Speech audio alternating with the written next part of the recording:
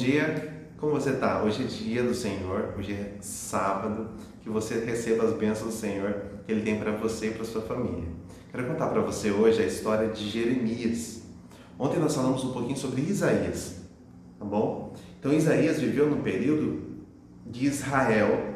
E lembra que eu falei para vocês que o reino se dividiu em duas partes, reino do norte, e reino do sul. O reino do sul fica ali em Judá, ficou a tribo de Judá e a capital era Jerusalém. O reino de Israel, que era o reino do norte, a capital era Samaria, tá bom? Então Samaria caiu juntamente com Israel e nós aprendemos no tema de ontem, e Israel tentou alertar o povo e avisou que um dia um libertador viria para libertar novamente aquele povo. Agora ainda resistiu por um bom tempo, ainda durou por um bom tempo o reino de Judá, com a capital Jerusalém. E na verdade só ficou Jerusalém, foi a última cidade a ser destruída. E nesse contexto aparece o profeta Isaías. O profeta Isaías aparece e então nos últimos 3 reis de Judá. O primeiro rei foi Josias, um homem que fez a vontade de Deus e fez exatamente o que Deus queria. Jeremias teve total liberdade para poder pregar a mensagem do Senhor. E Jeremias ele recebeu este convite. Jeremias ele é conhecido como o profeta chorão. Ele foi um dos maiores profetas que já existiu na Bíblia, mas foi um dos profetas que mais questionou o seu chamado também.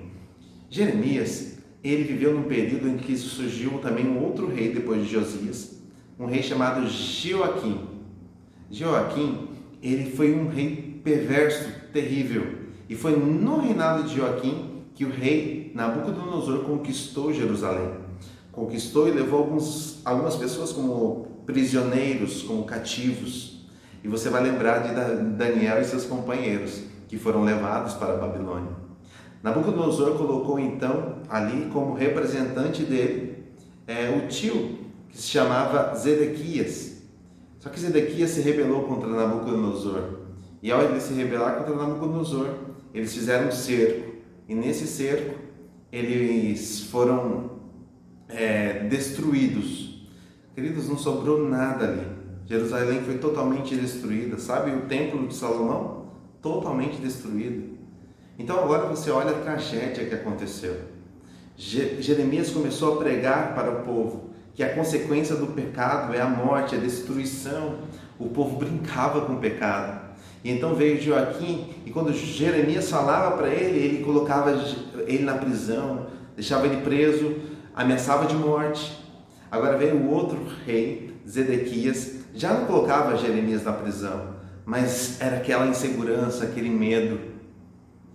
Jeremias, o livro de Jeremias, traz uma mensagem de advertência.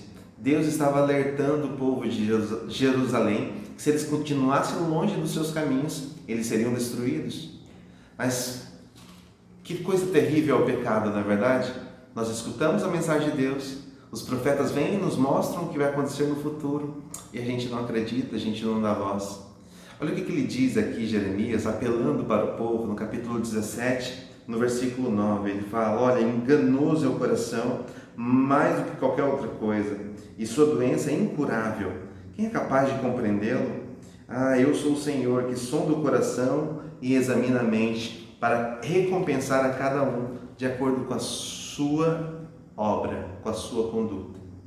Queridos, Deus, Ele é um Deus que faz aliança com o seu povo.